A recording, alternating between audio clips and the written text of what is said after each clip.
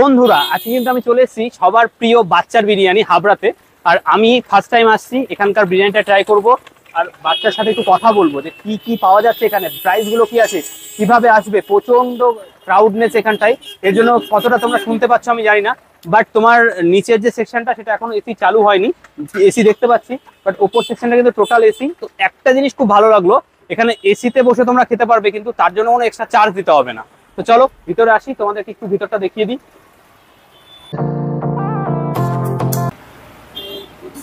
এখানেও কিন্তু এসি রয়েছে দেখতে পাচ্ছ, তো এসিটা এখানে এখনো চালু হয়নি। আর আমরা আশা করি আজকে এসিতে বসেই ট্রাই করবো, বা নিচে ফাঁকা আছে নিচে বসলেও হবে, একই ব্যাপার।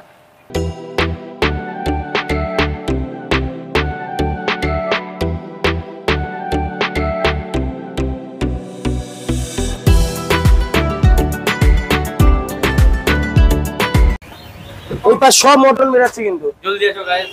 এটা কি শুধু মাটনের হাড়ি নাকি? এটা মটনের হাড়ি। মাটনই তো বেরোবে মাটনের হাড়িতে? না না, এখানে আমাদের অল্প কপি চিকেন দোয়া আছে 8-10 পিস। আচ্ছা,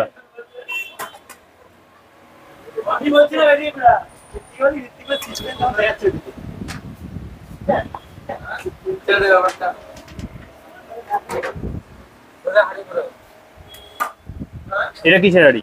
চিকেন নাকি? এটা চিকেন। এটা শুধু চিকেন? আর তোমার প্রাইসটা কি আছে একটু বলো না গো। Chicken 130, mutton 240। একটু পিসগুলো একটু দেখাবা?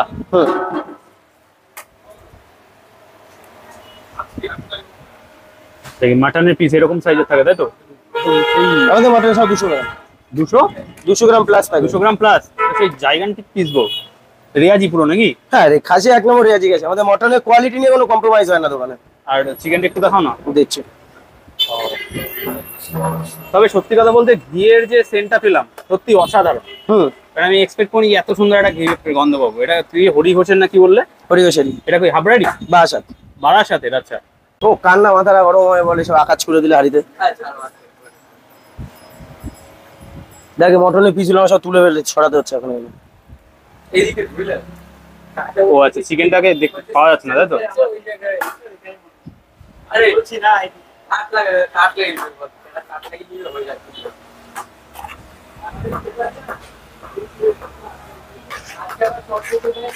মাটনই বেরোচ্ছে এটা।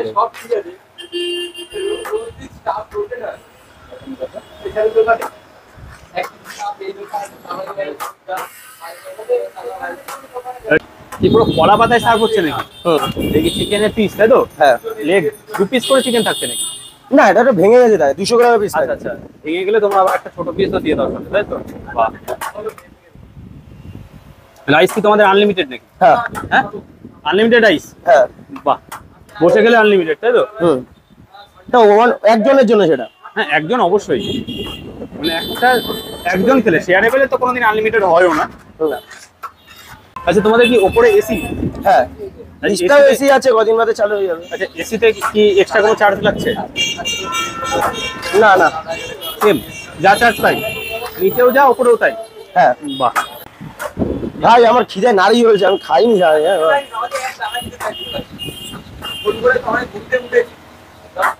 দেখ কেন বলি 24 ঘন্টা 48 ঘন্টা হলো আমার সুবিধা।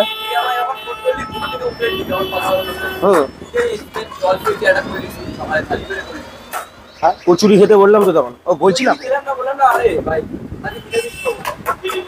নিরামিষ খেয়ে নিয়েছি, চিকেন চাপের ঝোল। আর খাস না? বল বল বল বল। অ্যাকচুয়ালি তোমার কাছে আজকে আমার ফার্স্ট টাইম আসা, অনেকদিন ধরে আসবো আসবো করছিলাম, এত দূর যে সেইভাবে হয়ে হয়নি। হ্যাঁ, তোমার কৃষ্ণনগর থেকে এসছো না? হ্যাঁ, কোথা থেকে এসছো বললে? কৃষ্ণনগর, বেসরটা হরি। কৃষ্ণনগর থেকে 8 ঘন্টা ভিতরে যেতে হবে। হ্যাঁ, অনেকটাই দূর এখান থেকে। অনেকটাই দূর। তো যাই হোক, তোমার অনেক ভিডিও দেখেছি, স্টেশনে থাকতেই আসবো ভেবেছিলাম, বাট আসা হয়নি। এখানে আসলাম, বেশ ভালো লাগছে। তোমার সাথে কথা বলে আরো বেশি ভালো লাগছে। Thank you. এমনি ওপেনিং করো কটা থেকে? আমাদের চালু হয়ে যায় তোমার 12:30টার মধ্যে, রাত্রি 10টা 10:30 অবধি চলে। বাহ। চিকেন চাপটা কোথায়? চিকেন চাপ হচ্ছে। চিকেন চাপটা কিন্তু চলে এসেছে, কালারটা দেখেই বোঝা যাচ্ছে গাইস।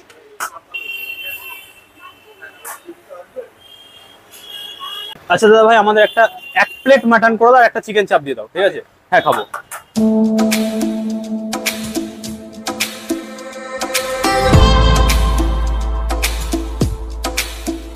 মাটন বিরিয়ানি নিয়েছি আর সাথে নিয়েছি চিকেন চাপ, দেখতে পাচ্ছ। চিকেন চাপটার প্রাইস 80 টাকা হলে হবে কি, চিকেনের পিসটা কিন্তু বেশ বড়, হ্যাঁ দেখতে পাচ্ছ গাইস, কালারটাও যে সুন্দর সেটা বোঝা যাচ্ছে। আর চলে এসছে এখানকার আমার বিরিয়ানি, মাটন বিরিয়ানিটা নিয়েছি।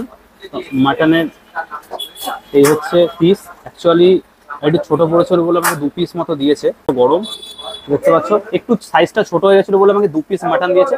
চিকেনের ক্ষেত্রেও কিন্তু সেম, মানে যদি একটু ছোট হয় সেক্ষেত্রে দুটো দিয়ে দেওয়া হয়। আর এরকম একটা আলু কিন্তু চলে এসছে আমার সামনে। মাটনটা একটু দেখতে পাচ্ছ, তুলতুল করছে, পুরো থলথলে মাংস দিয়েছে পুরো মাটনটা পুরো। এই হচ্ছে মাটন, এই যে মাটন দেখতে পাচ্ছ, এই রকম মাটন দেখতে পাচ্ছ গাইস। মাটনটা প্রচন্ড সফট, শুধু মাটনটা একটু ট্রাই করে দেখি কেমন টেস্ট। শুধু মাটনটা একটু ট্রাই করছি, নামের মতো পড়ে গেল মুখে গিয়ে। শুধু রাইসটাকে একটু ট্রাই করছি। বাচ্চার বিরিয়ানির যে ডিফারেন্সটা রয়েছে সেটা হচ্ছে ঘিয়ের গন্ধ, মানে রাইসটাতে একটা ঘিয়ের ফ্লেভার রয়েছে, প্রচুর লাইট রাইস রয়েছে, ব্যারাকপুর স্টাইলে রয়েছে, কলা পাতার উপর সার্ভ করছে। আর মাটনের পিস পুরো রেয়াজি মাটন দেখতে পাচ্ছ, দেখো পুরো চর্বি থলথল করছে, চর্বিগুলো দেখো পুরো রেয়াজি পিস, এগুলো দেখতে পাচ্ছ রেয়াজি পিস দিচ্ছে, পুরোটাই রেয়াজি পিস। আর এখান থেকে সব থেকে বড় কথা হচ্ছে চিকেন চাপটা, ঠিক আছে, একটু এখানকার একটা রেয়াজি খাসি দিয়ে একটু আলু দিয়ে একটা পেঁয়াজ দিয়ে একটু বাইটটা নিয়ে দেখি কেমন টেস্ট লাগছে। এই হচ্ছে নিলাম, ফার্স্ট বাইটটা নিচ্ছি, দারুণ টেস্ট।